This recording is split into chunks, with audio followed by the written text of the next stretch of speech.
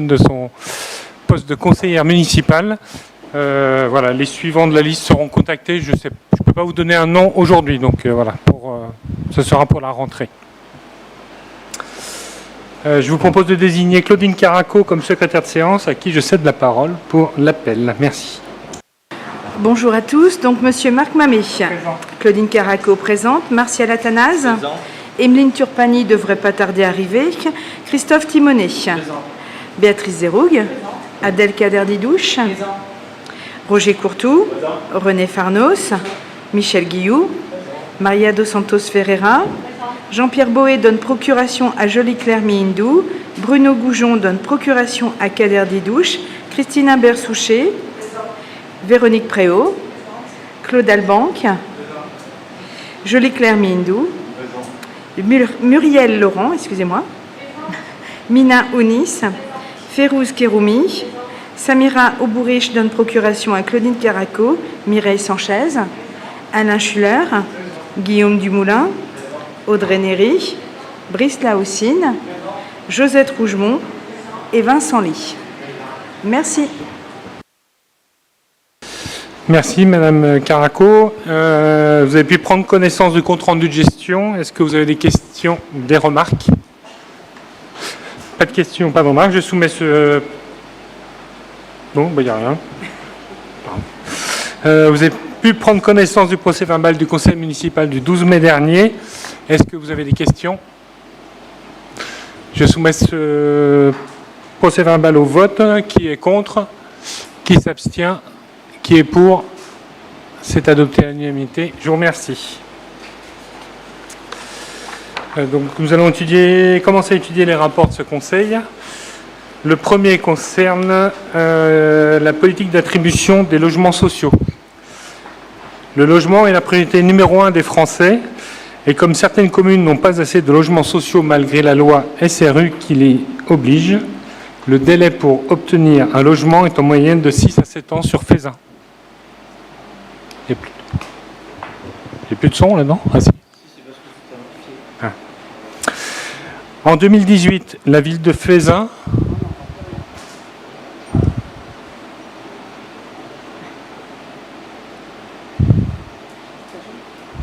en 2018 c'est bon? Ouais, mais en plus il y a les clims qui font. Donc en 2018, la ville de Faisin a donné un avis favorable au plan partenarial de gestion de la demande de logement social et d'information des demandeurs, autrement dit le PPGID, à la demande de la métropole de Lyon, qui a permis de formaliser le service d'accueil et d'information des demandeurs, le SIAD. Dans une logique de continuité de service à la population, la ville de Faisin propose de s'inscrire au sein du SIAD en confortant le service apporté en matière d'accueil et d'information, à la fois comme acteur de niveau 1, donc en délivrant une information généraliste et de proximité, et acteur de niveau 3, le service logement de la ville de Faisin proposant d'ores et déjà un accompagnement social des demandeurs de logement qui résident dans la commune. Le PPGID 2025-2031 a été adopté en conseil métropolitain le 17 mars 2025 et adossé à ce plan la convention unique relative au dispositif du SAID et de gestion partagée de la demande de logement social et des attributions.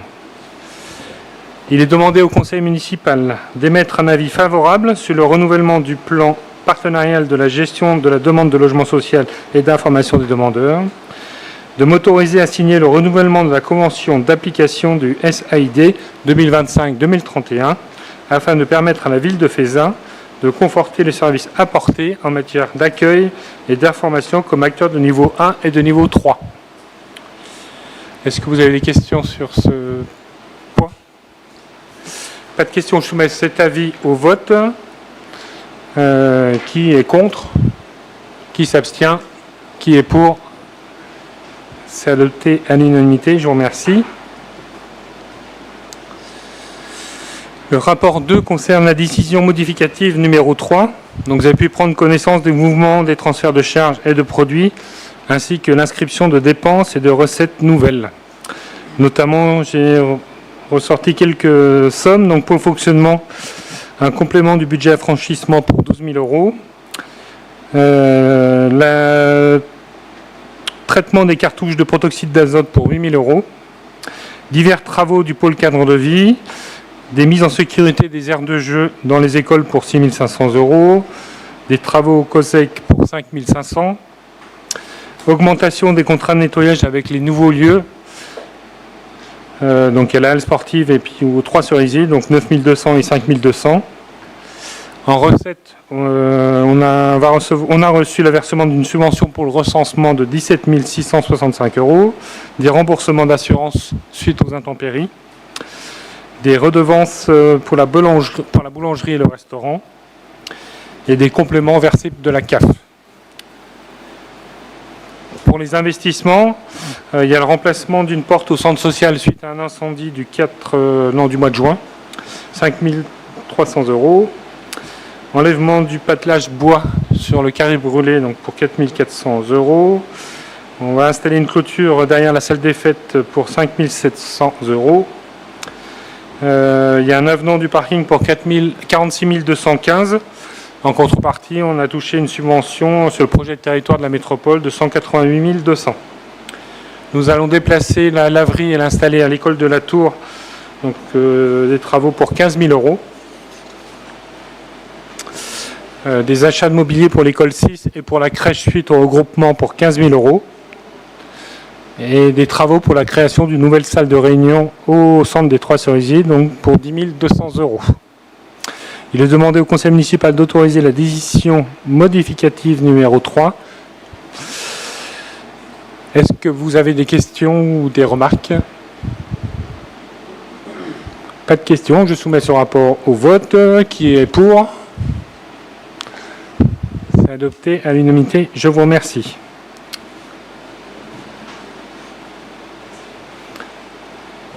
Le rapport 3 concerne une garantie d'emprunt souscrit auprès de la Caisse des dépôts et consignations par Aliad Habitat.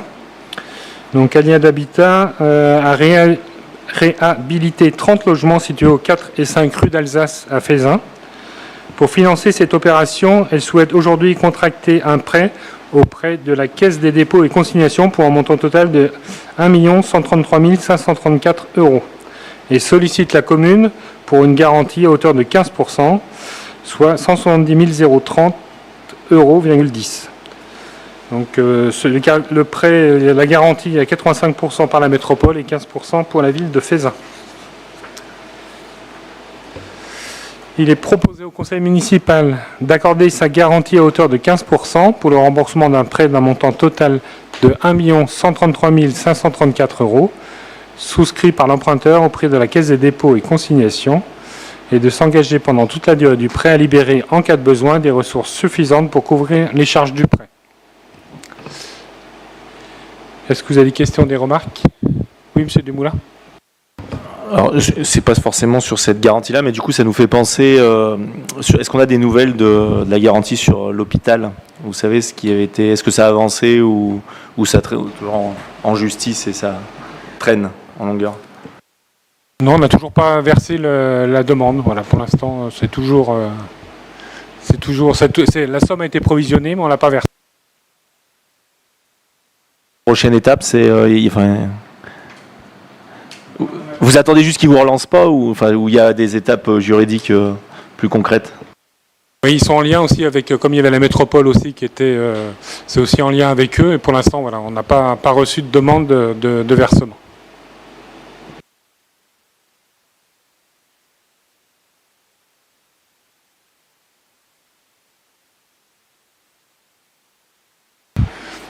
Merci. Du coup, je soumets ce rapport au vote. Qui est contre? Qui s'abstient? Qui est pour? C'est adopté à l'unanimité. Je vous remercie. Le rapport 4 concerne une convention cadre pluriannuelle de partenariat entre la délégation Auvergne-Rhône-Alpes du CNFPT et la ville de Fézin. Et je donne la parole à monsieur René Farnos. C'est une convention cadre pluriannuelle de partenariat avec la ville de Fézin et le CNFPT.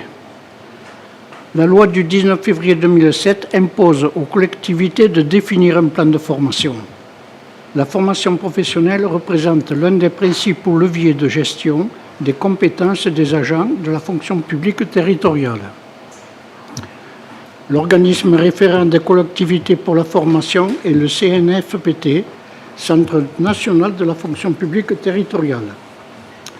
Le partenariat entre le CNFPT et la ville est matérialisé par une convention qui permet de définir les orientations et les objectifs communs de la formation, cette dernière s'inscrivant dans les axes stratégiques définis par le plan de formation de la ville, à savoir développer la transversalité, acquérir et consolider de nouvelles compétences, accompagner les mobilités et reconversions, promouvoir la prévention et la sécurité au travail, accompagner le développement managérial. Il est demandé au conseil municipal d'autoriser l'inscription dans la convention de partenariat des objectifs stratégiques de la ville en matière de formation et d'autoriser Monsieur le maire à signer avec le CNFPT la convention cadre pluriannuelle qui prendra fin le 31 décembre 2026. Les crédits sont inscrits au budget 2025 et suivant.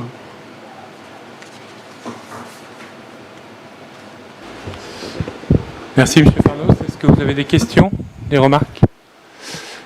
Pas de questions. Je soumets ce rapport au vote. Qui est contre? Qui s'abstient? Qui est pour? C'est adopté à l'unanimité. Je vous remercie. Le rapport 5 qui est la mise à jour du tableau des effectifs. Et je donne à nouveau la parole à M. Farnos.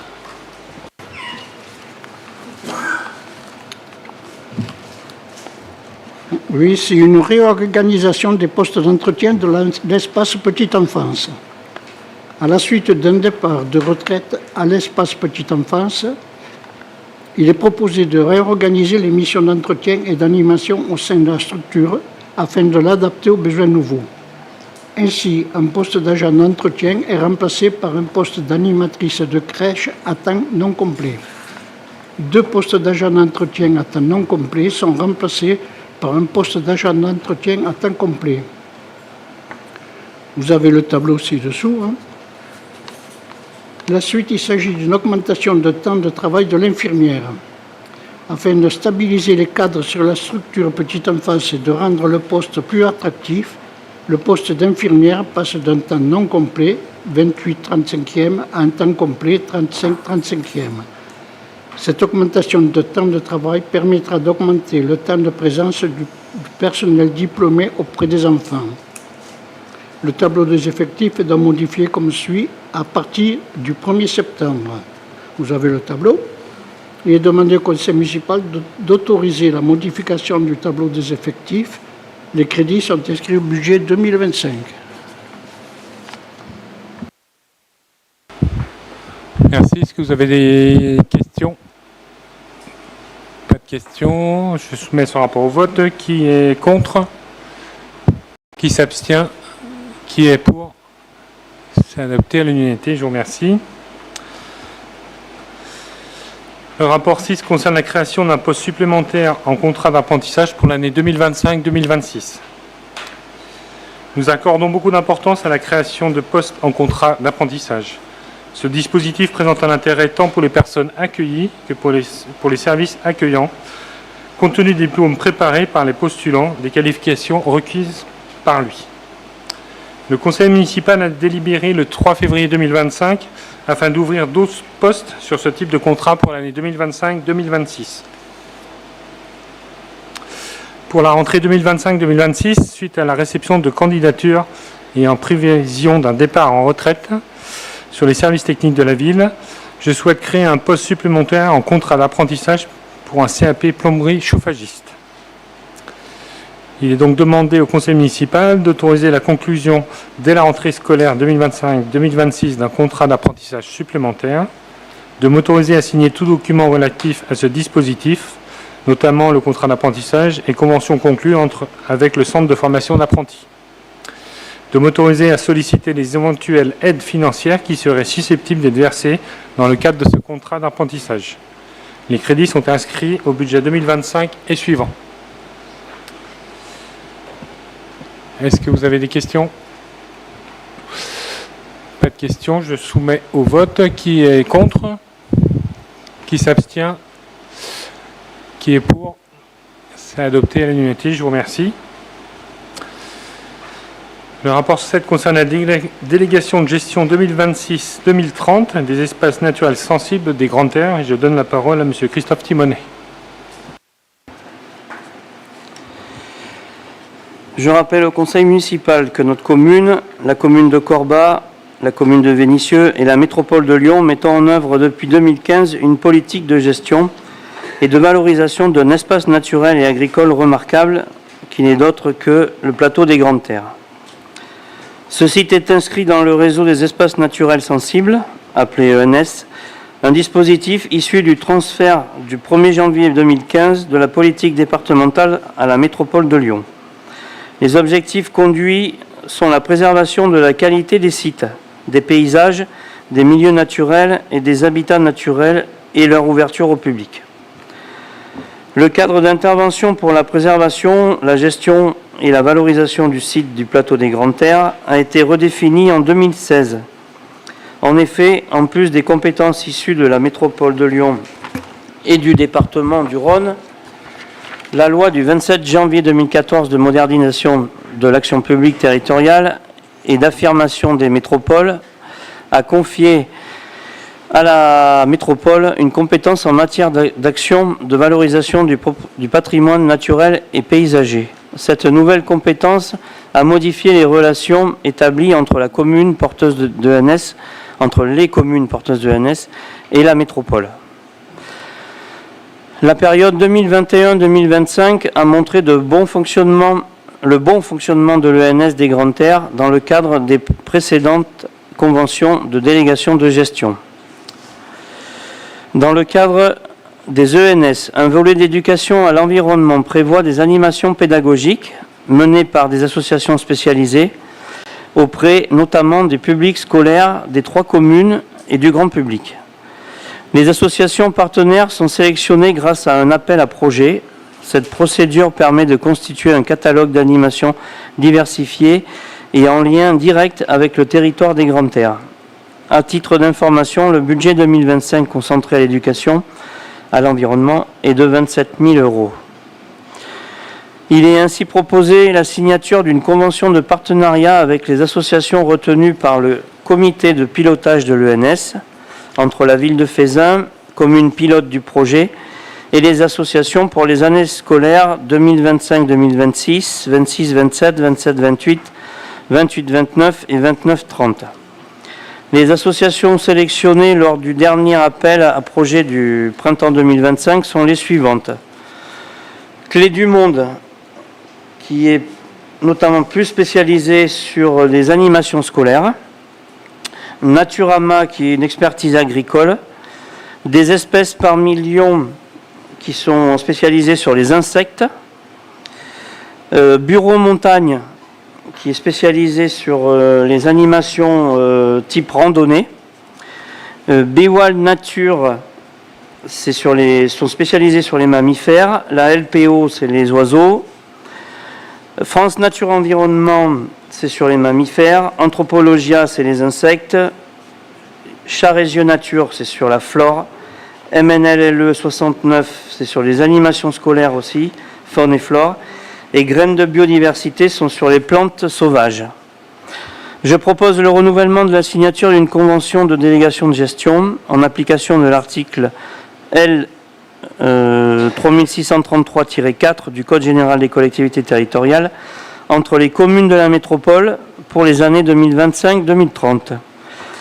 La convention annuelle de délégation de gestion proposée à la signature des communes par délégation annuelle du Conseil métropolitain prévoit des modalités de pilotage du programme d'action par la commune de Fézin, accompagnée par les communes participantes qui apportent leur aide à la commune pilote dans la mise en œuvre du projet.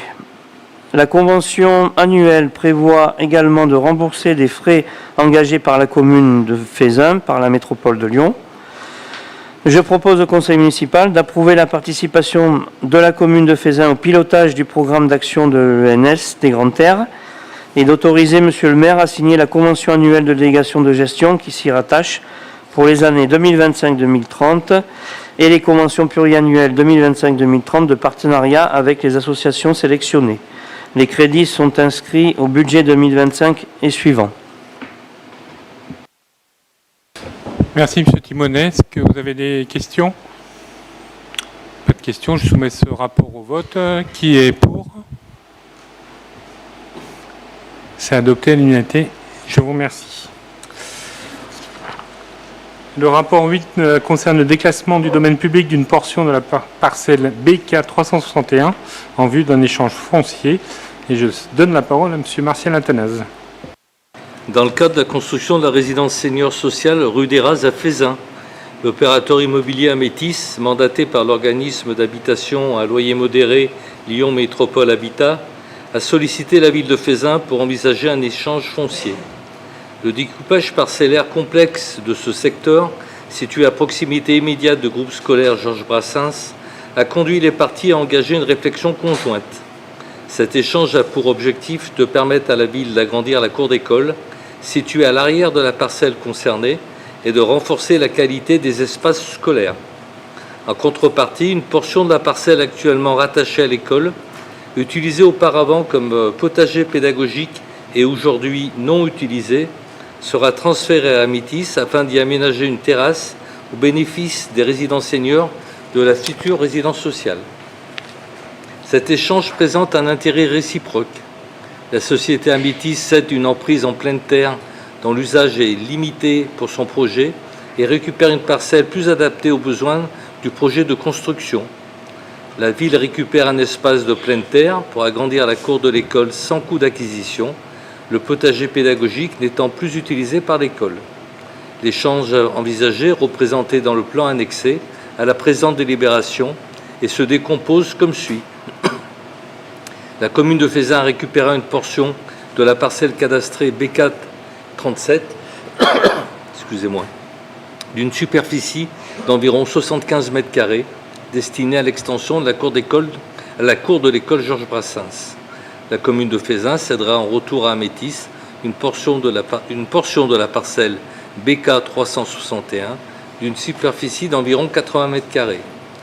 La parcelle concernée appartient au domaine public communal car affectée aux besoins de l'école et doit être préalablement désaffectée matériellement puis déclassée par une délibération du conseil municipal, conformément à l'article L 2141-1 du Code pénal de la propriété des personnes publiques, afin de transférer dans le domaine privé de la commune pour permettre sa cession. L'espace concerné n'est plus utilisé à des fins scolaires, les services scolaires ayant arrêté d'utiliser le potager en anticipation de cet échange. Je vous propose de constater la désaffection de l'espace identifié sur le plan annexé, représentant une surface d'environ 80 mètres carrés, située sur la parcelle BK 361, de prononcer le déclassement de cet espace du domaine public communal, conformément à l'article 2141-1 du CGPPP. Est-ce que vous avez des remarques sur ce rapport? Pas de remarques, je soumets au vote. Qui est contre? Qui s'abstient? Qui est pour? C'est adopté à l'unanimité. Le rapport 9 concerne un dispositif d'incitation financière à l'acquisition de vélos pour l'année 2025. Je rappelle que le dispositif communal d'incitation financière à l'achat de vélos, proposé chaque année depuis 2020, a rencontré un vif succès suite à ce que propose la métropole. Ce dispositif a été renouvelé par une délibération du Conseil métropolitain du 17 mars, présentant les nouvelles modalités du dispositif d'incitation financière permettant d'aider au mieux les demandeurs ayant les plus faibles ressources. Afin de garder une cohérence d'action territoriale et d'offrir une lisibilité aux demandeurs, la commune va proposer un dispositif cohérent avec le dispositif métropolitain. Cette aide sera de 50 à 100 € en fonction des revenus. Je rappelle que ce dispositif est réservé qu'aux nouveaux bénéficiaires. À titre informatif, une enveloppe financière de 1 500 € est inscrite au budget 2025. Je vous demande de m'autoriser à signer tout document utile à cet effet. Les crédits sont inscrits au budget 2025. Est-ce que vous avez des questions ou remarques sur ce rapport?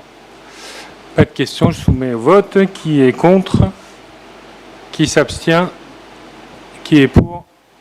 C'est adopté à l'unanimité. Merci.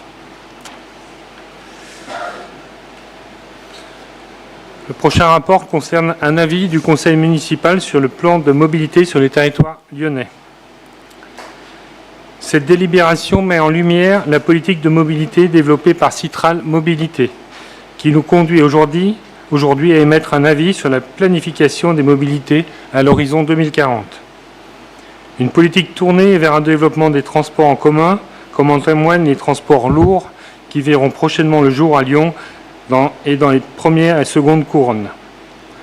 Le déploiement de ces lignes de transport lourd s'inscrit dans une politique d'adaptation aux besoins des territoires, tout en développant des moyens de transport alternatifs pour diminuer l'usage de la voiture. Ce plan de mobilité concerne davantage les transports en commun, mais se décline également dans des investissements portés par la métropole de Lyon, comme les voies lyonnaises, le covoiturage ou les autres modes actifs, afin d'améliorer le cadre de vie et agir ainsi favorablement en matière de santé publique. Si ces actions vont dans le bon sens pour assurer les déplacements des Grands Lyonnais, nous avons, nous aussi, émis en amont des remarques sur les exigences communales en matière de déplacement et de mobilité. Des temps spécifiques ont été mis en place par la ville pour permettre aux habitants de faire part de leurs exigences auprès des représentants du Citral et de la métropole de Lyon. Lors de ces rencontres, parlons-en, les Fézinois présents ont émis le souhait de développer et d'accroître la fréquence des transports en commun sur les lignes qui desservent la ville. J'ai tenu à relayer ces exigences et force est de constater que pour l'heure, la politique de déplacement du Citral Mobilité est ambitieuse, mais ne répond pas pleinement à l'exigence des développements des transports en commun à Fézin. À ce titre, nous émettons un avis favorable sur les principes généraux de ce plan mobilité, mais avec les réserves suivantes. Le Conseil regrette que le plan mobilité ne comprenne pas de création de lignes de transport ouest-est. Il est impératif d'améliorer la desserte vers la gare de Vénissieux, afin que les Fézinois n'utilisent plus leur voiture pour prendre le métro. Plus de fréquences en semaine et le week-end, et une demande de création de voies de bis dédiées sur le boulevard Croizat à Vénissieux. Les demandes de lignes directes pérennes pour rejoindre Lyon et une liaison directe également pour rejoindre le futur tram T10 en 2026-2027. Est-ce que vous avez des remarques? Oui, M. Schuller. Oui, comment dire? Bon, on prend acte de votre complément d'information qui ne figure pas dans la délibération. En ce qui nous concerne, on est un petit peu, dépité de voir le texte. Bon, on le connaît, hein, il n'est pas, il est sans nouvelles. Il est sans nouvelles depuis 5 ans et il est sans nouvelles non plus pour l'année qui vient, puisque à la lecture de la presse, on a pu voir que les adaptations des lignes qui étaient proposées à la rentrée de septembre ne concernaient pas notre commune. Notre commune, comme le dit le texte qu'on verra tout à l'heure de la convention globale territoriale avec la CAF, elle dit on n'est pas enclavé, mais on n'est pas très bien desservi, quoi. Eh bien, il n'y a rien de changé. Ça dure comme ça depuis 5 ans. Si on était lyonnais, si on était villeurbanais, peut-être qu'on dirait bah oui, pourquoi pas, et qu'on donnerait un satisfecit. Franchement, pour nous, c'est un exercice blanc, cette mandature. Bon, il y a des efforts qui sont faits dans des directions que l'on connaît, qui sont revendiquées par la métropole et qui sont déclinés par le Citral. C'est des moyens qui sont, importants, mais qui sont sans proportion avec les intentions, parce que réduire la circulation des véhicules privés, bah oui, pourquoi pas, mais comment, hein? Donc, nous, on a hésité entre s'abstenir et voter contre, mais j'ai envie de dire, c'est un document qui ne nous concerne pas. C'est triste, on vient chercher un satisfecit. Nous, on est les oubliés. Ça me fait presque sourire ce soir de venir et de voir que finalement, à l'entrée des 2 ronds-points du boulevard, il y a, il y a des panneaux, on ne circule plus, quoi. On est à l'extérieur de la métropole. On n'est pas concerné par les intentions du Citral. Il n'y a rien pour nous. Ce que vous demandez, nous le demandons, et on n'a rien. Bon, ben, non, je sais pas, j'hésite entre s'abstenir et puis voter contre, et puis dire qu'on n'est pas intéressé par le sujet. Enfin, ils se désintéressent de nous, en fait. Oui. Voilà. Ben, écoutez, les gens voteront. Hein, c'est pas finalement dans cette délibération que ça va se traduire. Les gens diront s'ils sont contents ou pas. Comme ils sont très nombreux à Villeurbanne et à Lyon, sans doute que ça le fera. Tant mieux pour eux. Mais nous, on restera l'arme au pied, quoi. On a bien attendu, on continuera d'attendre. Je suis d'accord sur la globalité, mais je pense que c'est important d'émettre des réserves et puis vous pouvez compter sur moi de répéter sans cesse une demande d'amélioration sur la ville de Fézin. Voilà. En ce moment se tient des comités techniques et des comités de pilotage sur la réorganisation avec l'arrivée du tram à Saint-Fond et Saint-Fond-Vénissieux. Voilà, je ne cesse de réclamer plus de meilleures dessertes. Voilà, je continuerai. Donc je vous soumets quand même cet avis favorable. Donc qui est contre? Qui s'abstient? Et qui est pour? Voilà, je vous remercie.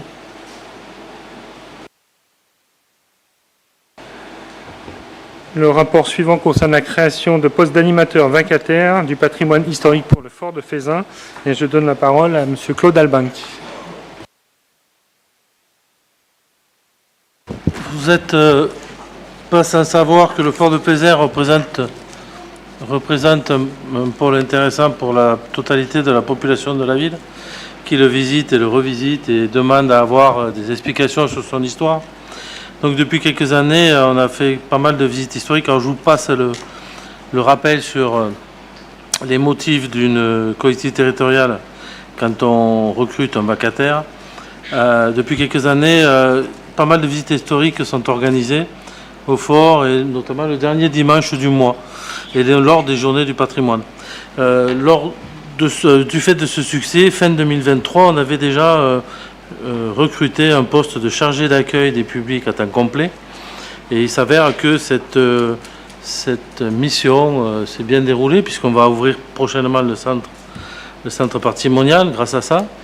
Je rappelle que c'est demain l'inauguration, mais malheureusement, avec l'accroissement de l'attractivité du fort et des demandes de visite, on est tenu d'augmenter encore la présence de professionnels, de guides conférenciers sur le fort, et donc il est demandé dans cette délibération d'autoriser M. le maire dans le recrutement de guides conférenciers pour les journées du patrimoine qui se dérouleront notamment le 1er septembre 2025, qui se dérouleront le 20 et 21 septembre 2025, et recrutés pour un an ces conférenciers jusqu'au 31 août 2026. Voilà. La rémunération est fixée à un taux horaire de 14,50 €. Merci M. Albanc. Est-ce que vous avez des questions? Pas de questions, je soumets ce rapport au vote. Qui est contre? Qui s'abstient? Qui est pour? C'est d'adopter à l'unanimité. Le rapport suivant concerne la signature d'un contrat de prêt à usage dans le cadre des festivités du 13 juillet 2025, et je donne la parole à Madame Béatrice Zerrougui. Bonsoir à tous. Donc cette délibération pour vous rappeler que maintenant les festivités du 13 juillet, donc le feu d'artifice, se tirent au parc des Trois Cerisiers et plus au parc de l'Europe que fut les années précédentes, pour cause d'éviter de brûler le joli toit des tennis. Donc maintenant ça se fera toujours aux Trois Cerisiers. Pour pouvoir accueillir les Fézinois et autres qui viennent voir le feu d'artifice, cette année nous avons demandé le prêt du pré qui se trouve à côté, enfin derrière le collège, pas là où on faisait du rugby quand on était au collège, mais juste à côté, pour que les Fézinois puissent mieux voir le feu d'artifice, car il était un peu excentré l'année dernière, donc on a pris cette chose en compte. Et du coup, il y aura beaucoup plus d'accueil aussi sur ce champ, pour que plus de monde puisse venir le voir. Et on a aussi pensé à bien faire tailler les arbres au maximum que l'on pouvait. Et je remercie les espaces verts de la ville de Fézin parce qu'ils ont fait un travail remarquable. Donc je vous demande de bien vouloir laisser monsieur le maire signer ce contrat de prêt à usage dans le cadre de festivités pour le 13 juillet 2025. Merci Madame Zérouk. Monsieur Guillou est sorti, comme il ne prend pas part au vote. Est-ce que vous avez des questions sur ce terrain? Je soumets au vote. Donc qui est contre? Qui est pour? C'est d'adopter à l'unanimité. Merci. Monsieur Guillou, vous pouvez revenir?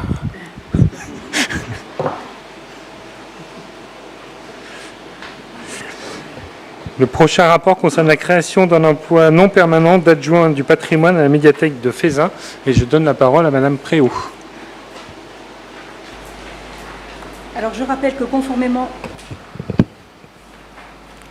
au Code général de la fonction publique, les emplois de chaque collectivité sont créés par l'organe délibérant de la collectivité. Il appartient donc au conseil municipal de fixer les emplois nécessaires au fonctionnement des services. Il est ainsi possible de recruter des agents contractuels sur des emplois non permanents pour faire face à un accroissement temporaire d'activité. Ces emplois ne peuvent pas excéder 12 mois pendant une période consécutive de 18 mois. Afin de permettre à la médiathèque d'ouvrir au public et de fonctionner correctement les jours de forte fréquentation, il convient de s'assurer de la présence d'un agent de patrimoine en renfort de l'équipe en place.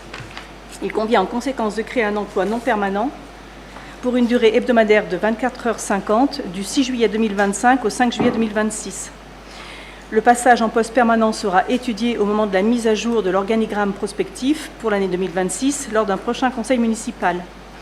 Il est donc demandé au conseil municipal de bien vouloir autoriser la création d'un emploi non permanent d'un adjoint du patrimoine à temps non complet à 24h50 hebdomadaire du 6 juillet 2025 au 5 juillet 2026 pour faire face à cet accroissement d'activité et de fixer sa rémunération en référence à la grille indiciaire du grade d'adjoint territorial du patrimoine en tenant compte des fonctions exercées, de la qualification et de l'expérience de l'agent. Les crédits sont inscrits au budget 2025 et suivant. Merci Madame Préau. Est-ce que vous avez des questions? Oui, Monsieur Dumoulin. Alors comme cet emploi est encore... même si cet emploi est encore non permanent, on retient l'idée qu'il y a une idée derrière de le pérenniser. Et comme c'est quelque chose qu'on revote depuis des années, cette année, nous allons faire un vote favorable. Merci Monsieur Dumoulin. Donc je soumets ce rapport au vote. Qui est pour? C'est adopté à l'unanimité. Je vous remercie. Nous attaquons une longue série de rapports sur le pôle éducation. Donc le rapport 14 concerne la délibération autorisant le recrutement d'enseignants de l'éducation nationale pour effectuer du soutien scolaire. Je donne la parole à Madame Emeline Turpany. Bonsoir. Alors comme tous les ans, effectivement, on a un certain nombre de délibérations qui concernent la préparation de la rentrée scolaire prochaine. Dans la programmation périscolaire, il y a du soutien pour les enfants qui ont des difficultés scolaires et ces ateliers sont pris en charge, entre autres, par les enseignants. Étant donné qu'ils sont fonctionnaires de l'éducation nationale et qu'il y a un cumul d'activités, on est dans l'obligation de délibérer pour prévoir le recrutement des enseignants avec une rémunération qui est fixée par différents décrets et notes de service du ministère de l'Éducation nationale. Vous avez un tableau qui vous donne les tarifs horaires pour les enseignants et directeurs d'école s'ils se proposent à occuper ces fonctions. Donc je vous demande d'autoriser Monsieur le maire à procéder au recrutement de fonctionnaires du ministère de l'Éducation nationale pour assurer des fonctions de soutien scolaire durant le temps périscolaire et de décider de les rémunérer au taux horaire brut de 20 €. excluant toute autre indemnité. Le nombre d'heures maximales sur l'année scolaire 2025-2026 est fixé à 265 heures. Merci. Merci Madame Turpani. Est-ce que vous avez des remarques, questions? Pas de questions. Je soumets au vote. Qui est contre? Qui s'abstient? Qui est pour? C'est adopté à l'unanimité. Je donne à nouveau la parole à Madame Turpani concernant la Convention territoriale globale 2025-2029 avec la CAF. Nous avons signé en 2020 une convention territoriale globale avec la CAF qui avait une durée de 5 ans. Cette convention s'est terminée au 31 décembre 2024. Le contrat qui est établi entre la CAF et la ville permet d'encourager le développement de services aux familles en matière de petite enfance, enfance et jeunesse, conformément aux objectifs définis dans le cadre de la Convention d'objectifs globale, la COG, qui est signée entre l'État et la branche famille de la CAF. La COG signée sur la période 2023-2024 s'articule autour de 2 enjeux principaux qui sont l'amélioration des services et la mise en œuvre de projets porteurs de progrès pour tous qui sont déclinés en 10 ambitions majeures. Je vous ne les cite pas, vous les avez sous les yeux. Pour atteindre ces objectifs, la CAF participe financièrement aux politiques publiques en contractualisant avec les collectivités territoriales et les acteurs du territoire. C'est par ce biais que la CTG, la CAF et les communes se fixent des objectifs pour le territoire, pour la petite enfance, l'enfance, la jeunesse, la parentalité, l'animation de la vie sociale, parfois le logement et l'accès aux droits. La signature de ces conventions se traduit par la distribution de financement pour ce qui nous concerne sur le territoire. La ville a reçu des financements pour le relais petite enfance, pour la crèche collective, le périscolaire, place aux jeux, l'animation de la CTG, le financement des BAFA et la semaine de la parentalité qui a été mise en place en 2025 et qui va se reconduire en octobre sur la semaine du 4 au 11 octobre.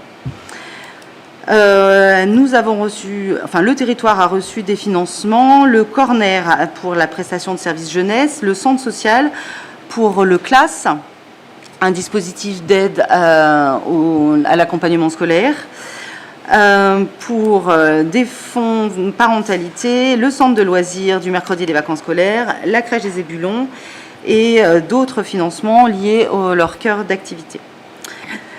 La nouvelle COG que nous allons signer, pas la COG, la CTG, nous devons mettre en place des fiches actions qui ont été validées par la CAF et qui sont en lien avec le projet de territoire de Feyzin et de la Convention territoriale globale. Je vous fais grâce de la liste des différentes fiches actions. Sachez que néanmoins, elles concernent pour Feyzin la petite enfance, c'est-à-dire les 0-3 ans, l'enfance, les 3-11 ans, la jeunesse, les 12-25, la parentalité et l'animation de la vie sociale. Il est donc demandé au conseil municipal d'autoriser monsieur le maire à signer la convention territoriale globale 2025-2029 et ses annexes, à signer la convention d'objectifs et de financement, pilotage de projets de territoire 2025-2029 qui en découlent, ainsi que les conventions d'objectifs et de financement à venir pour la même période 2025-2029. Et à signer les éventuels avenants relatifs à la CTG pendant toute la durée du contrat. Les crédits sont prévus au budget primitif 2025 et suivant. Merci. Merci Madame Turpani. Est-ce que vous avez des questions, remarques? Pas de questions, je soumets au vote. Qui est contre? Qui s'abstient? Qui est pour? C'est adopté à l'unanimité. Le rapport 16 concerne la création de 3 postes dans le cadre du dispositif du parcours emploi compétences, PEC. Donc je rappelle au conseil municipal que depuis le 1er janvier 2018, les contrats aidés sont transformés en parcours emploi compétences. Le PEC a pour objet l'insertion professionnelle des personnes sans emploi rencontrant des difficultés particulières d'accès à l'emploi. La mise en œuvre du PEC repose sur le triptyque emploi, formation, accompagnement. Un emploi permettant de développer des compétences transférables, un accès facilité à la formation et un accompagnement tout au long du parcours, tant pour l'employeur que pour le service public de l'emploi, avec pour objectif l'inclusion durable dans l'emploi des personnes les plus éloignées du marché du travail, en particulier les chômeurs de longue durée, les seniors, les travailleurs handicapés ou les bénéficiaires de certains minima sociaux. Ce dispositif prévoit l'attribution d'une aide financière de l'État.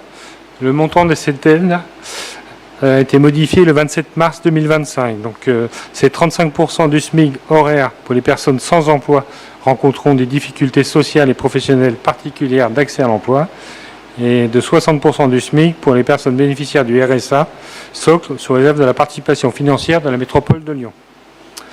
En contrepartie de cette aide financière, la collectivité doit s'engager par la signature d'une convention tripartite entre la collectivité employeur, le bénéficiaire et l'organisme prescripteur à proposer et mettre en œuvre des actions d'accompagnement de montée en compétences. En effet, dans le cadre du PEC, la collectivité est tenue de mettre en place des actions d'accompagnement, de faire bénéficier des actions de formation, lui désigner un tuteur, lui remettre une attestation d'expérience professionnelle à l'issue du contrat. Le PEC prend la forme d'un contrat de travail de droit privé d'une durée minimale de 6 mois. Il peut être renouvelé pour 6 mois maximum et sa durée maximale renouvellement inclus est de 2 ans. La durée hebdomadaire de travail ne peut être inférieure à 20 heures. Nous pensons que cela fait partie de la mission du service public et de proposer ces contrats pour les personnes dites éloignées du marché du travail. Chaque année, nous arrivons à recruter au moins une personne après ce dispositif.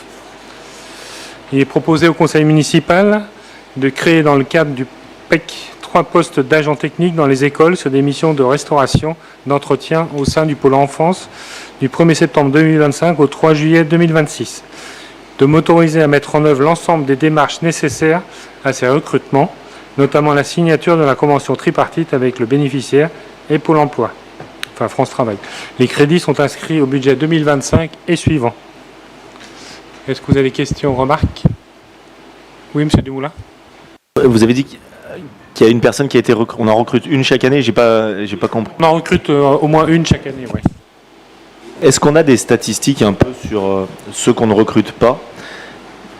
Le retour à la vie active derrière, pour avoir un vrai retour sur ces types d'emplois où ça part d'un bon principe au départ, mais avec le risque qu'en fait, on ne fait que reconduire ce type ouais, après, d'emploi. On récupère quand même une personne sur 6. Voilà, c'est déjà une que nous c'est déjà ça. Après, il y a des personnes qui ne vont pas au bout. Voilà. Ouais. Après, on pourra peut-être vous faire un retour complet sur les autres. Je soumets ce rapport au vote, donc qui est contre, qui s'abstient, qui est pour. C'est adopté à l'unanimité, je vous remercie.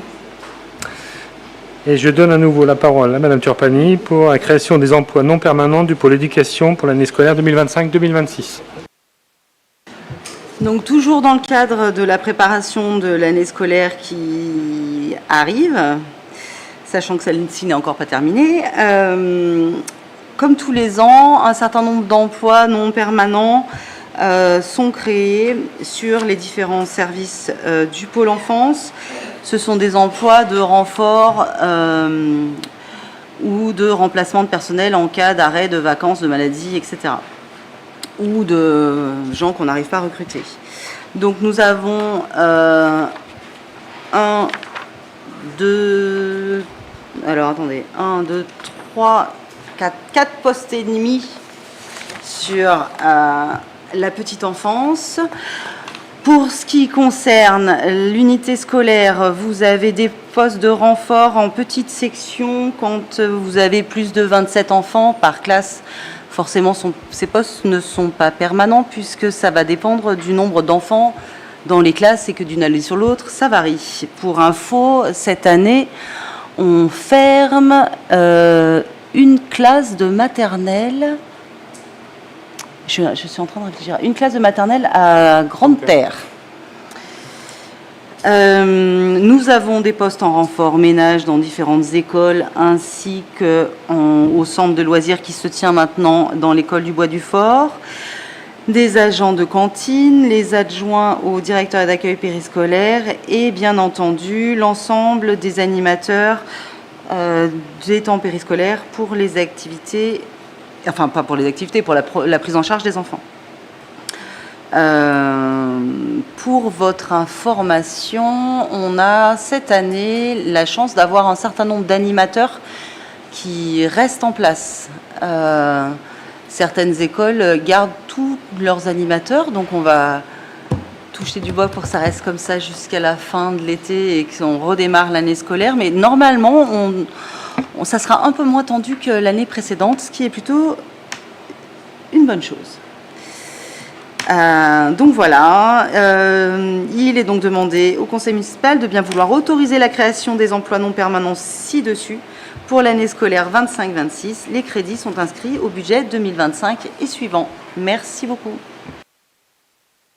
Merci Madame Turpani. Est-ce que vous avez des questions, remarques? Oui, Monsieur Schuller.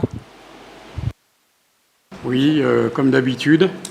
Donc le mandat va se terminer et nous, on aura eu du mal à comprendre tout au long du mandat ces revotes d'emplois non permanents, que des gens ne restent pas et utilisent ces emplois pour passer, se qualifier, avoir une expérience, partir vers d'autres domaines, pourquoi pas. Ce qui est étonnant, c'est de revoter les postes. Les postes, la preuve, c'est que tous les ans, c'est les mêmes, à 1 ou 2 virgules près, c'est les gens qui changent. Donc les postes, on ne devrait pas revoter les postes. Les postes, ils sont nécessaires pour faire fonctionner les établissements. Bon, on ne va pas en faire un drame, hein, mais nous, ça nous étonnera toujours de voir qu'on revote des emplois dits non permanents. Non, ils sont permanents. Les gens restent ou ne restent pas, mais c'est comme partout dans les entreprises. Les gens vont et viennent dans les entreprises. La question de la qualification des emplois, c'est une autre question.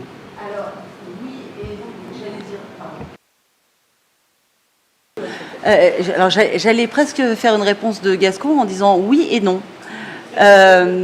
Oui, effectivement, il y a des postes qui sont indispensables. Je pense aux postes de renfort en ATSEM. Effectivement, quand il y a des classes à plus de 30, c'est important d'avoir une deuxième ATSEM dans la classe, pardon. Mais ce poste-là, il ne peut pas être permanent puisque, comme je le disais tout à l'heure, il va dépendre du nombre d'enfants dans cette tranche d'âge et tous les ans, c'est pas la même. Donc voilà. Et pour ce qui est des animateurs périscolaires, par exemple, je dirais que ça va un petit peu dépendre aussi de la politique que met en place la ville. Donc là, effectivement, on est dans un cycle où on a une activité périscolaire qui est telle qu'elle est, avec une programmation, etc. Mais dans 10 ans ou dans 5 ans, je ne peux pas vous dire, moi, ce que sera la politique éducative sur les temps périscolaires de la ville. Donc, je pense que c'est aussi une des explications. Mais je me trompe peut-être.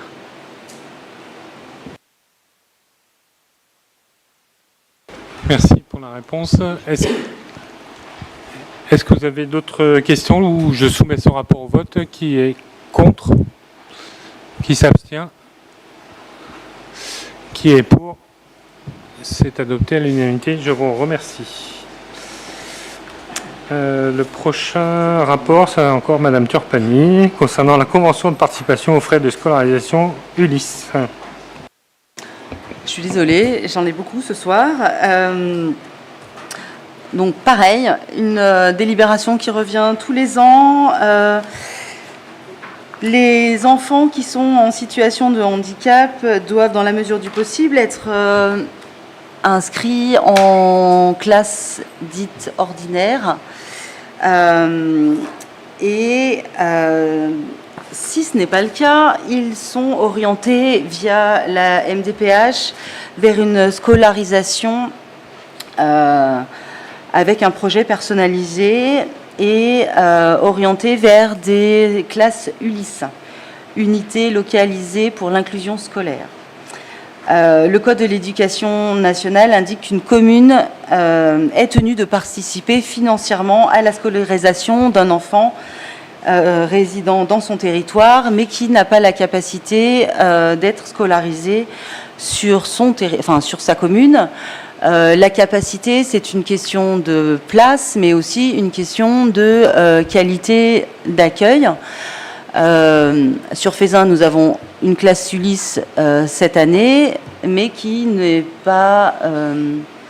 correspond pas forcément à tous les critères de handicap des enfants à besoin sur la commune. Nous avons donc des enfants qui sont scolarisés sur la commune de Saint-Symphorien-d'Ozon, et celle-ci a défini le montant de la contribution financière à hauteur de 669,85 € pour l'année scolaire 24-25. Nous avons 3 enfants de la commune qui sont scolarisés à Saint-Symphorien-d'Ozon, pour lesquels il faut participer à la prise en charge financière de leur scolarité. Je vous demande donc d'approuver la participation financière par enfant telle que définie ci-dessus, d'autoriser Monsieur le maire à signer les conventions relatives à cette participation financière avec la commune de Saint-Symphorien-d'Ozon pour l'année scolaire 24-25. La somme globale est de 2009,55 €. Les crédits sont inscrits au budget 2025. Merci. Merci Madame Turpany. Est-ce que vous avez des remarques? Je soumets ce rapport au vote. Qui est pour? C'est adopté à l'unanimité. Je vous remercie. Madame Turpany, vous nous parlez de la modification du règlement intérieur du périscolaire. Nous avons décidé d'une modification du règlement intérieur du périscolaire, notamment sur le paragraphe des tarifs et modalités de paiement. Les tarifs actuels de la restauration scolaire sont indexés sur le coefficient familial des familles, et cette tarification est donnée uniquement aux habitants de la commune.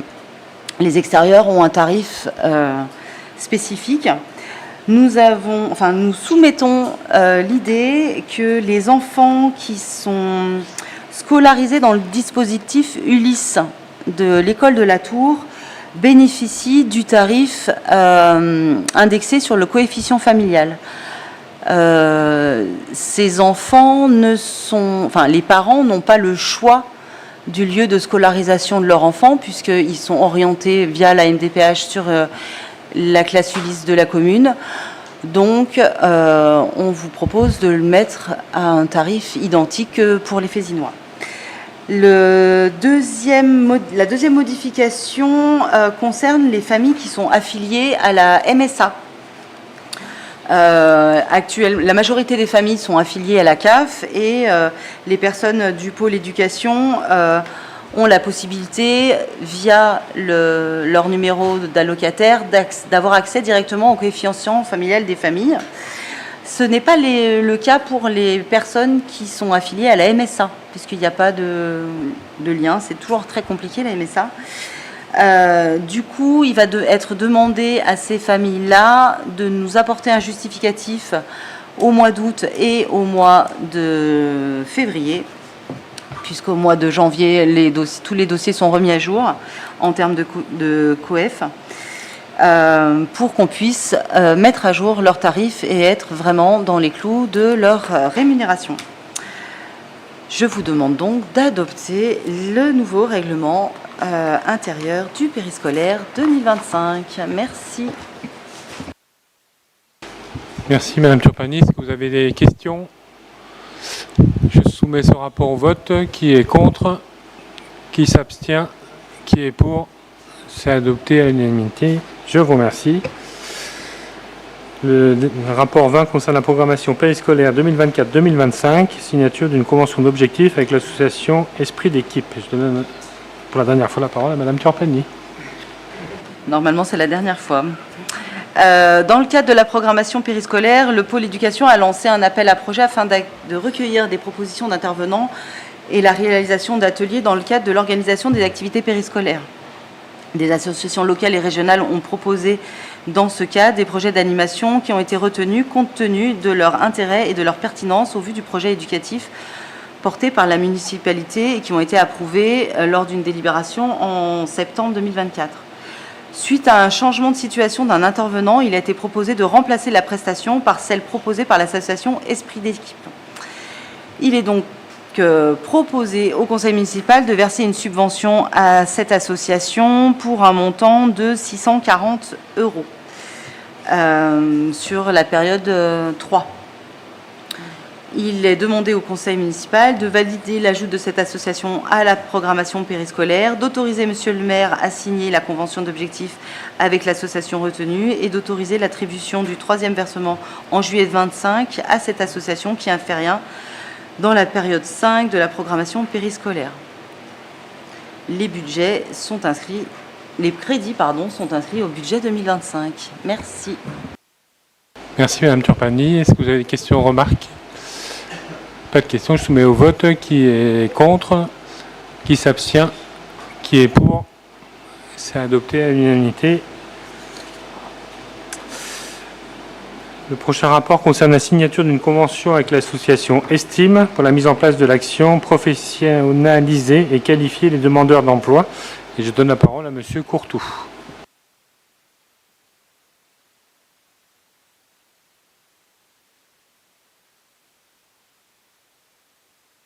Tout simplement, je cherche des fois la complication, la chaleur peut-être.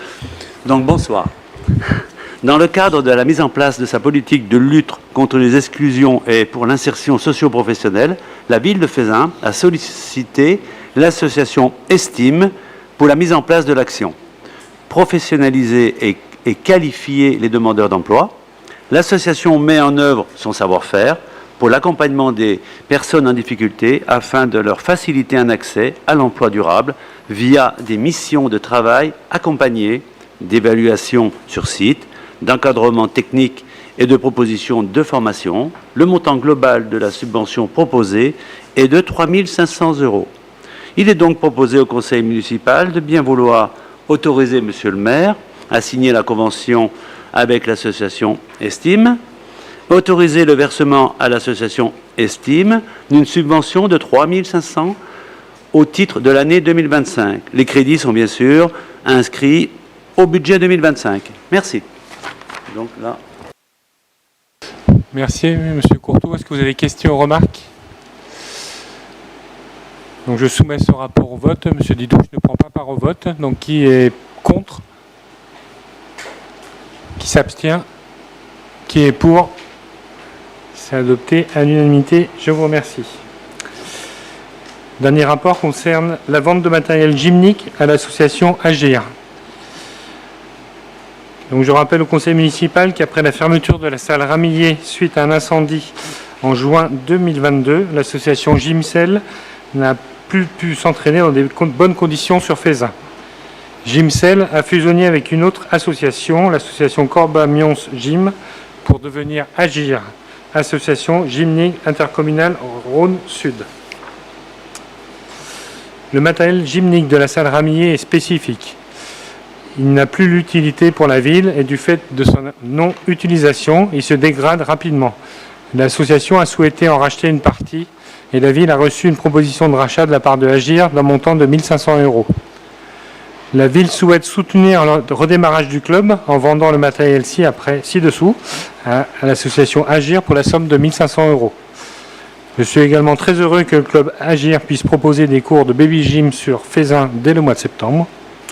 Il est demandé au conseil municipal d'accepter la vente du matériel à Agir pour la somme de 1 500 €. La recette est inscrite au budget 2025 sur le compte 775.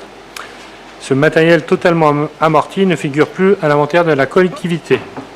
Est-ce que vous avez des remarques, questions? Je soumets ce rapport au vote. Qui est contre? Qui s'abstient? Qui est pour? C'est adopté à l'unanimité. Je vous remercie. Je vous garde encore quelques instants. Donc nous sommes arrivés à la fin des délibérations et nous avons reçu en fin de semaine dernière une demande des élus de Feyzin Citoyen de proposer un don en faveur de la population de l'enclave de Gaza. Donc c'était trop juste pour l'intégrer à ce conseil. Nous étudierons cette demande et nous le proposerons au prochain conseil à la rentrée. J'en profite pour faire un tour du don que nous avions fait en faveur de Mayotte. Nous avons reçu un état de la Fondation de France. Donc au bout de 6 mois d'action, il y a eu 113 projets qui ont été soutenus grâce à la mobilisation exceptionnelle de centaines de milliers de donateurs. Une attention a été portée sur le maintien de l'accès à la scolarité, aux activités culturelles et sportives, en même temps que la relance économique. Et je voulais faire un petit mot sur la canicule, sur les établissements scolaires. Je fais. Donc à la demande de l'Éducation nationale, les directrices des écoles ont demandé aux parents de garder les enfants chez eux pour ceux qui pouvaient, pour aujourd'hui et demain. Pour info, il y a à peu près 50% des enfants qui sont venus dans les écoles, en gros. Voilà. Et ceux qui ne sont pas venus, ils ne payaient pas la cantine. Voilà. Je tenais juste à vous informer de ça. Voilà. J'en ai fini. Je vous souhaite une bonne soirée, un très bel été, passez de bonnes vacances, profitez des festivités de bel été qui se poursuivent. Et bonne soirée. Merci.